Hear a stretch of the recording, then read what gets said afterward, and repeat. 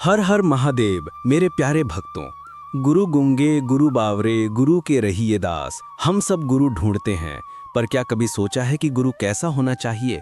देवऋषि नारद तक ने ये गलती कर दी थी और उन्हें मिला था विष्णु भगवान का श्राप।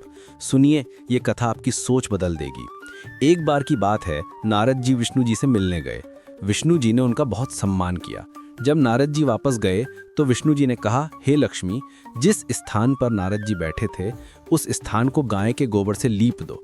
जब विष्णु जी ये बात कह रहे थे तब नारद जी बाहर ही खड़े थे।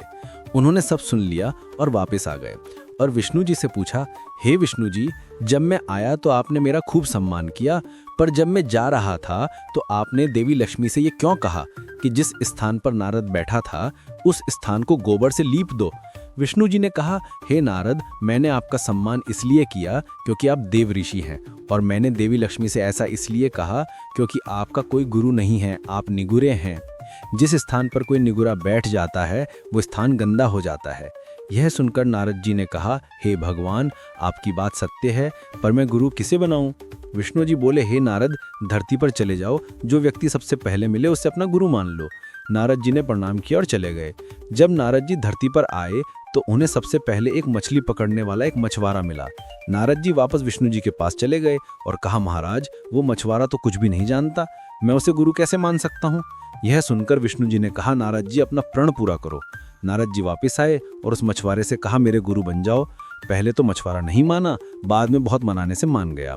मछुआरे को राजी करने के बाद नारद जी वापस विष्णु जी के पास गए और कहा, हे विष्णु जी, मेरे गुरु जी को तो कुछ भी नहीं आता, वे मुझे क्या सिखाएंगे?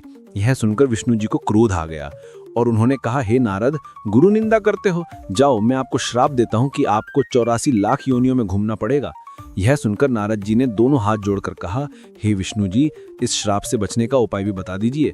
विष्णु जी ने कहा, इसका उपाय जाकर अपने गुरुदेव से पूछो। नारद जी ने सारी बात जाकर गुरुदेव को बताई।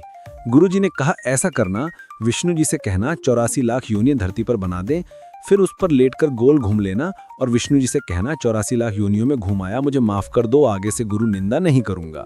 नारद जी ने विष्णु जी के पास जाकर ऐसा ही किया। उनसे कहा, 84 लाख योनियां धरती पर बना दो, और फिर उन पर लेटकर घूम लिए और कहा, विष्णु जी, मुझे माफ कर दीजिए, आगे से कभी गुरु निंदा नहीं करूंगा। यह सुनकर विष्णु जी ने कहा, जिस गुरु की निंदा कर रहे थे उसी ने मेरे श्राप से बचा लिया। गुरु की महिमा अपरंपार है।